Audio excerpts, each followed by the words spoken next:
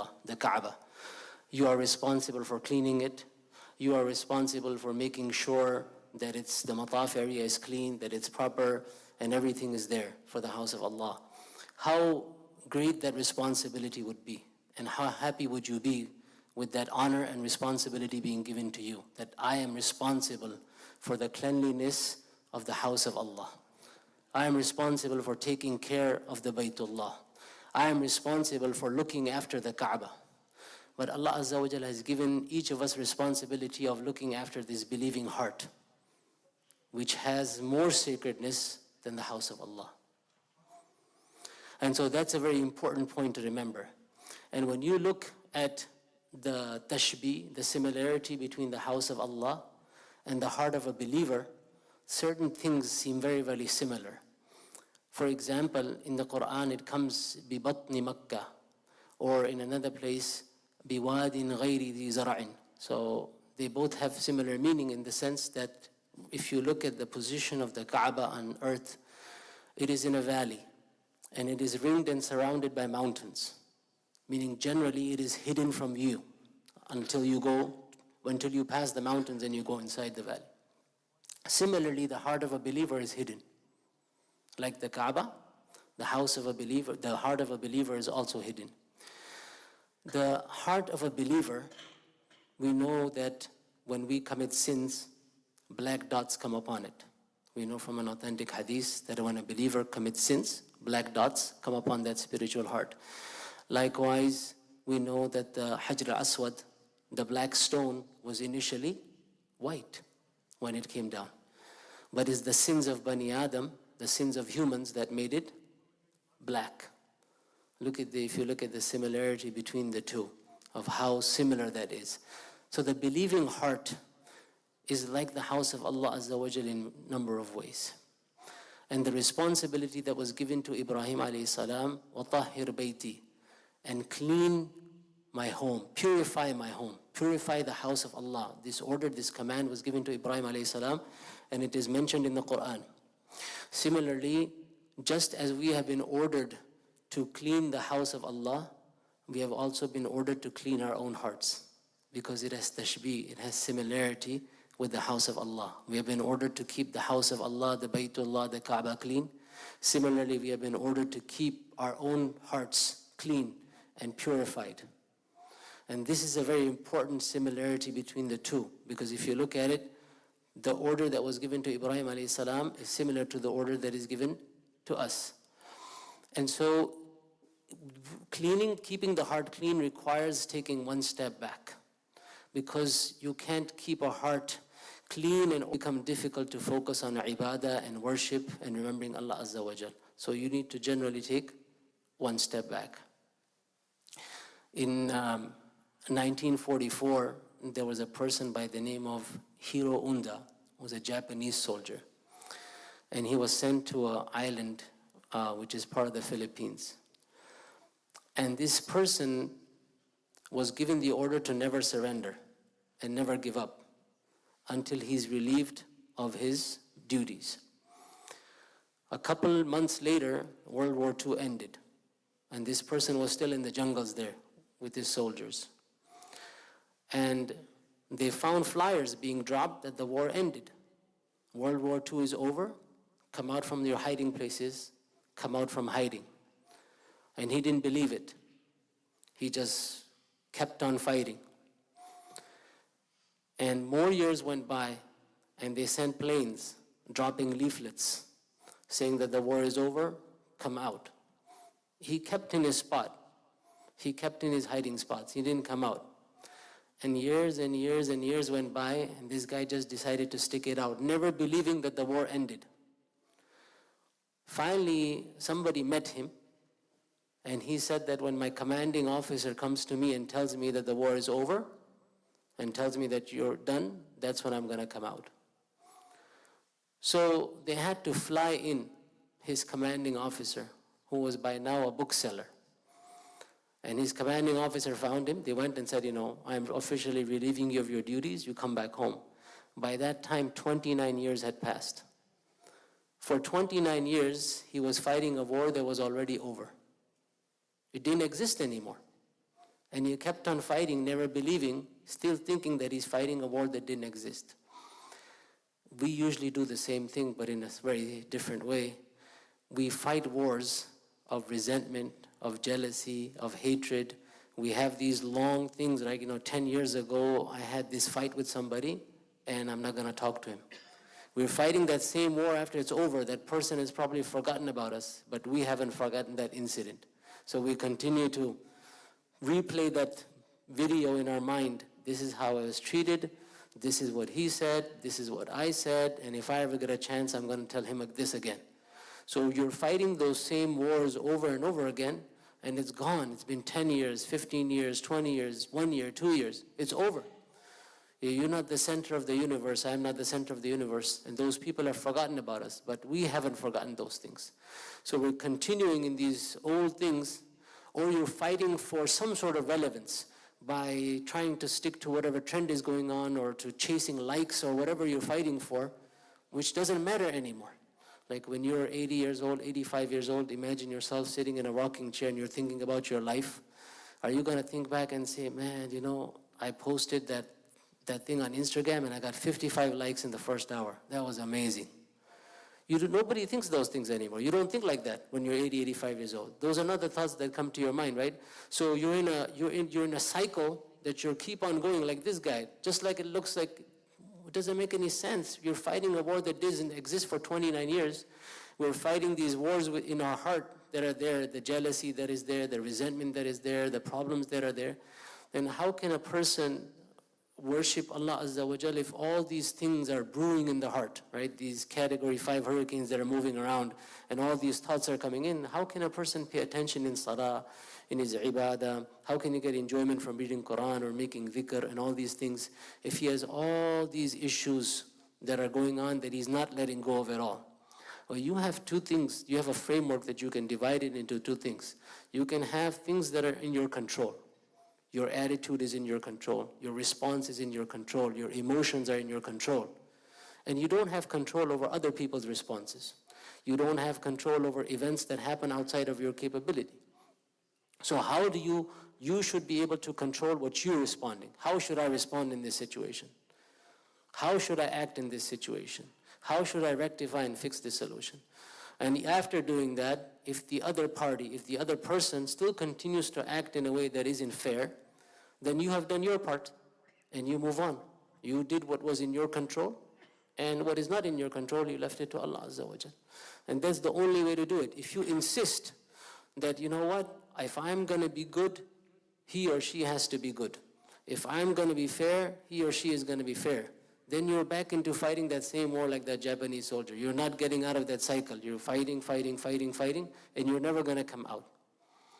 And so if you don't break out of this cycle, it's the progress that you will be making will be almost nil, because you are coming to salah, you are doing other things, and your heart is preoccupied with something else.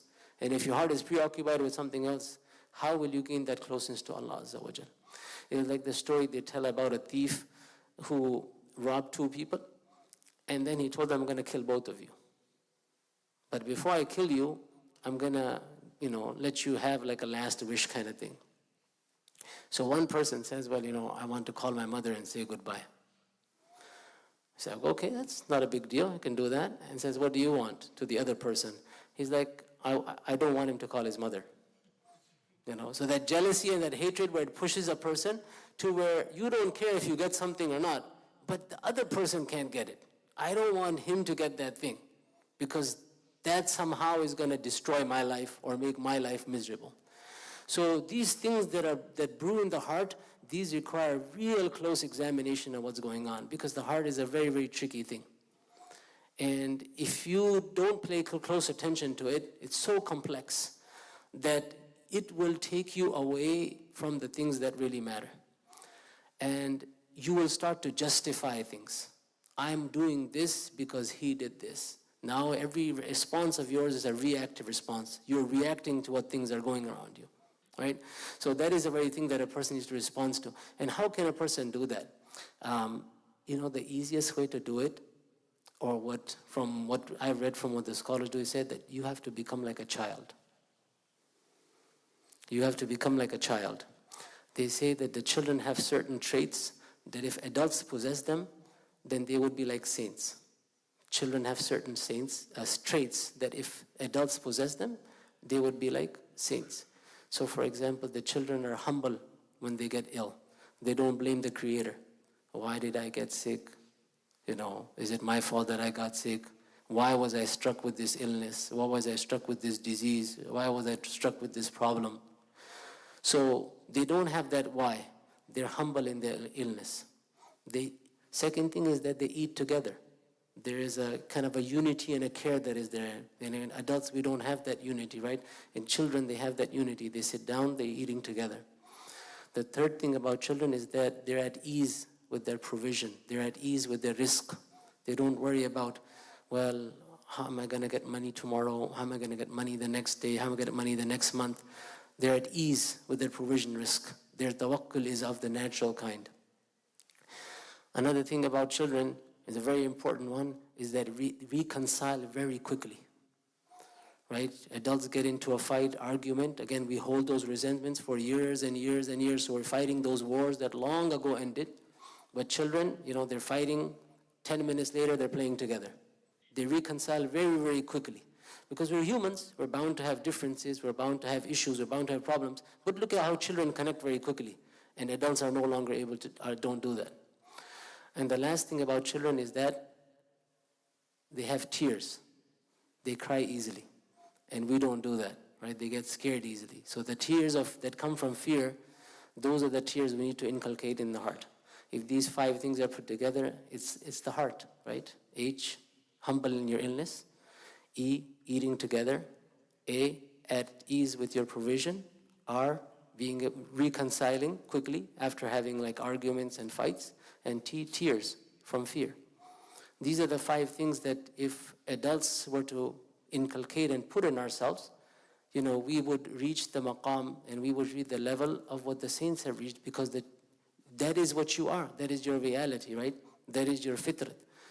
At one point or another, you and I, we were in that same stage. We had that innocence. We had that same outlook. We thought all these things. We didn't worry about our risk. We were humble in our illness. We ate together. We reconciled quickly. We got into fights with our cousins and brothers and people that came together. But, you're back at playing the other day. And we cried easily. We had tears.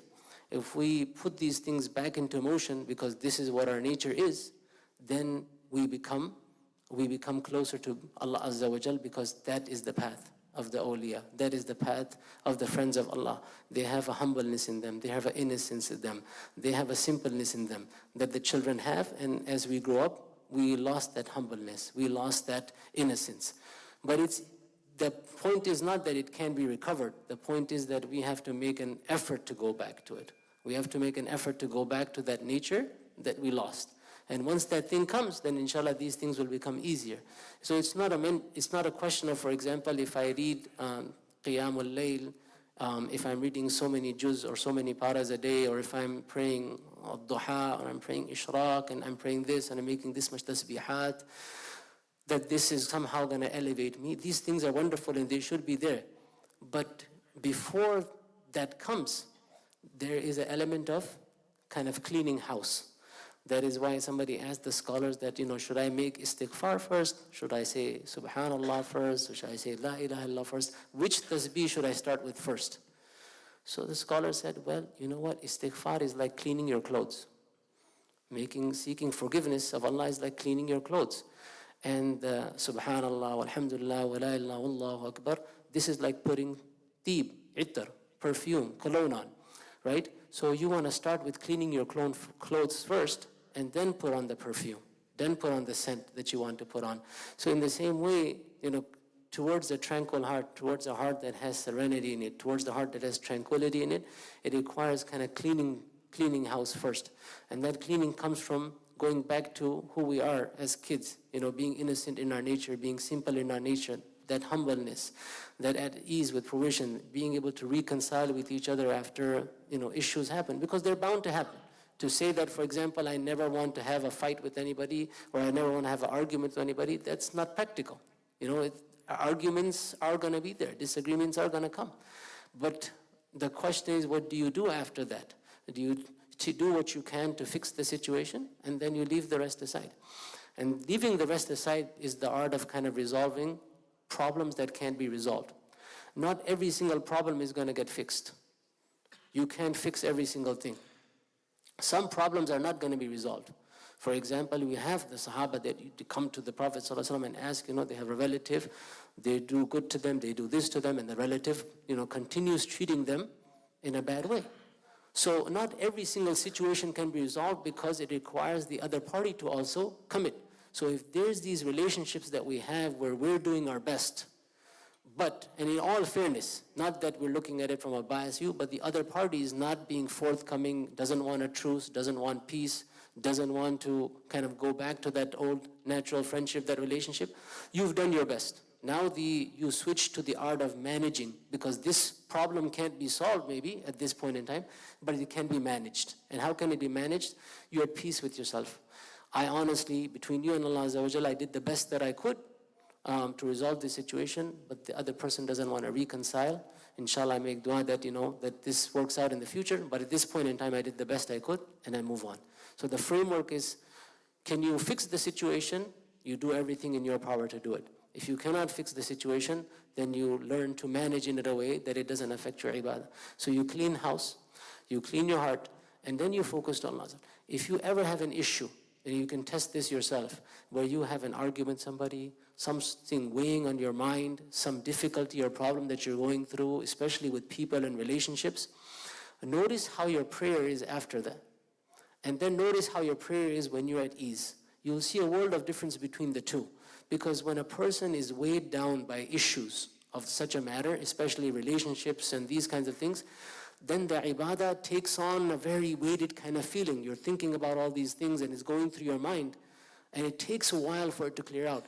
But if you approach it in a way that I'm going to do my best to resolve this situation, I'm turning towards Allah Azza wa Jalla and asking His help, then the situation takes on a remarkably different outlook. So it's up to us which way we want to turn.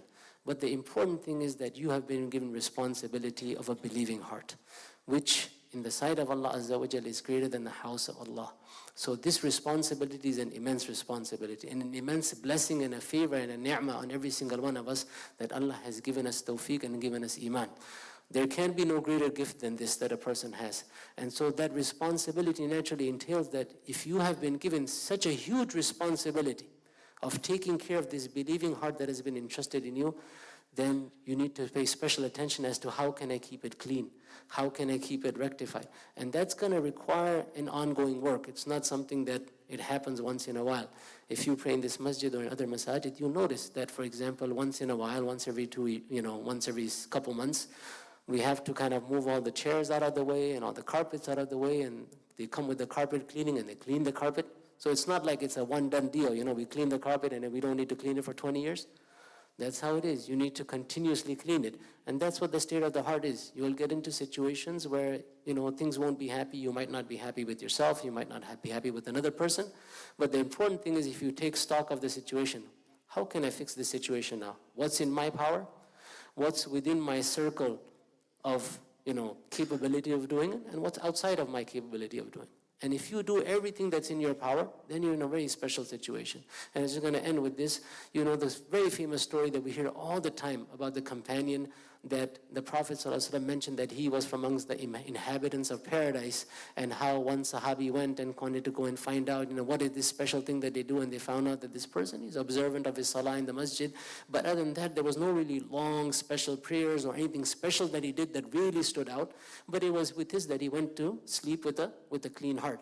So you see how important that is, because the secret is that if you have a clean heart, if you're able to move on, if you're able to do everything in your power to forgive and move on, your ibadah takes on an effect that is on another level.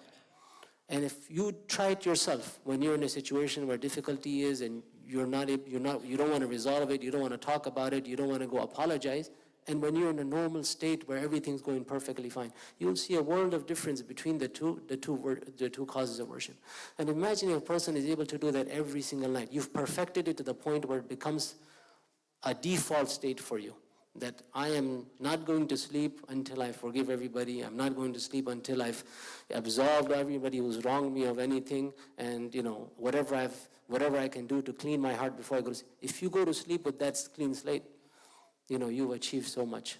May Allah Azza wa Jalla give us tawfiq to achieve that. I make dua that it's something that Allah blesses me with, that Allah blesses you with, and all our believing brothers and sisters with. Wastaghfirullah min qawlin bil amalin. Jazakum Allah khairan.